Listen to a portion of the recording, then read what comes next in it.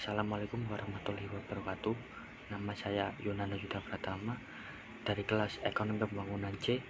Di sini saya akan menjelaskan tentang pemikiran ekonomi Rasyid dalam perspektif ekonomi konvensional. Biografi Ibnu Rashid. Ibnu Rashid lahir di Cordoba dari keluarga yang melahirkan hakim terkenal. Kakaknya Qadil Al-Qudat atau hakim kepala dan ahli hukum terkenal di kota itu. Pada tahun 1169, ia bertemu dengan Khalifah Abu Yakub Yusuf yang terkesan dengan pengetahuan Ibnu Rashid. Sang Khalifah kemudian mendahului Ibnu Rashid dan banyak karya Ibnu Rashid adalah proyek ditugaskannya. Ibnu Rashid juga beberapa kali menjabat sebagai hakim di Sevilla dan Cordoba. Pada tahun 1182, ia ditunjuk sebagai dokter istana dan hakim kepala di Cordoba setelah wafatnya Abu Yusuf pada tahun 1184. Ia masih berhubungan baik dengan istana. Hingga 1195,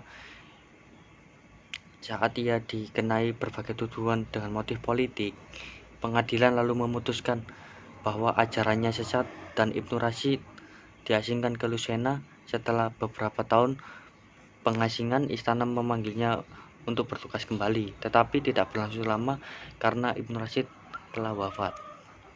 Hasil karya Ibnu Rashid: 1. Kuliah Fiqh yang mengandungi 16 jilid mengenai medis secara umum. 2. Mabadi Falsafah atau pengantar ilmu falsafah. 3. Tafsir Urjuza yang membicarakan medis dan tauhid. 4. Taslul, buku mengenai ilmu kalam. 5. Kasyiful Adillah yang mengungkap persoalan falsafah dan agama. 6. Tahafut, ulasannya terhadap buku Imam Al-Ghazali yang berjudul Tahafatul Falaisafah dan Muawakil Hikmah wal Syariah yang menyentuh persamaan antara falsafah dengan agama. 8. Buku Kuliah Fiqh telah diterjemahkan ke dalam bahasa Latin pada tahun 1225 oleh Bonaccosa, orang Yahudi dari Padua. 9. Diterjemahkan ke dalam bahasa Inggris dengan judul General Rules of Medicine. Bidang falsafah telah mempengaruhi ahli falsafah Barat. 2 orang ahli falsafah Eropa, yaitu Voltaire dan Rousseau, dikatakan bukan sekedar terpengaruh oleh falsafah Ibnu Rashid, tetapi memperoleh ilham dari karyanya. 10. Pemikiran Voltaire dan Rousseau telah mencetuskan Renaissance di Perancis sehingga merubah wajah Eropa seluruhnya, sebagaimana yang pada hari ini masyarakat Barat sebenarnya berhutang budi kepada Ibnu Rashid karena pemikirannya baik secara langsung ataupun tidak langsung. Pemikiran ekonomi Islam Ibnu Rashid. Pemikiran ekonomi Islam lahir dari kenyataan bahwa Islam adalah sistem yang diturunkan oleh Allah Subhanahu wa Ta'ala kepada seluruh manusia untuk menata seluruh kehidupan dalam keseluruhan ruang dan waktu. Kesatuan sumber ini melahirkan suatu karakteristik tertentu yang membedakan dengan sistem yang lainnya. Ekonomi syariah atau ekonomi Islam dalam sejarah pemikiran Islam ada dan muncul sejak lahirnya Islam itu sendiri. Dia bukan bagian tersendiri dari atau buah pemikiran tersendiri yang muncul di kemudian hari. Islam yang diyakini oleh penganutnya oleh agama yang terakhir menjadi penyempurna atau kamil dan paripurna atau komprehensif atau syamil. Tentunya mengatur segala aspek kehidupan manusia, baik menyangkut i'tiqad, pola pikir maupun perilaku masyarakat, baik dalam tataran hubungan alkoholik, hablul muminallah dan sesama makhluknya, hablum minanas. Ibnu Rashid 1100 sampai 1198 Masehi. Hukum sebab akibat dalam gejala alam sosial termasuk hukum ekonomi demand and supply yang dikembangkan oleh ilmuwan berikutnya. Semakin tinggi tingkatan makhluk hidup itu, kata Rashid, semakin tinggi pula berbagai macam kegiatan termasuk konsumsi dan produksi dan pekerjaannya. Masyarakat dibagi kepada dua golongan elit yang terdiri dari ahli falsafah dan masyarakat awam yang mengilhami teori kelas Karl Marx. Perbedaan sistem ekonomi Islam dan konvensional. Perbedaan sistem ekonomi Islam dan konvensional tidak hanya pada hal-hal yang bersifat aplikatif, namun dari falsafah sudah berbeda. Di atas falsafah yang berbeda ini dibangun tujuan, norma, tujuan, prinsip yang berbeda. Hal ini karena keyakinan seseorang mempengaruhi cara pandang dalam membentuk kepribadian, perilaku, gaya hidup, dan selera manusia. Perbedaan ekonomi Islam konvensional dilihat dari beberapa sudut. Satu, sumber atau epidemiologi.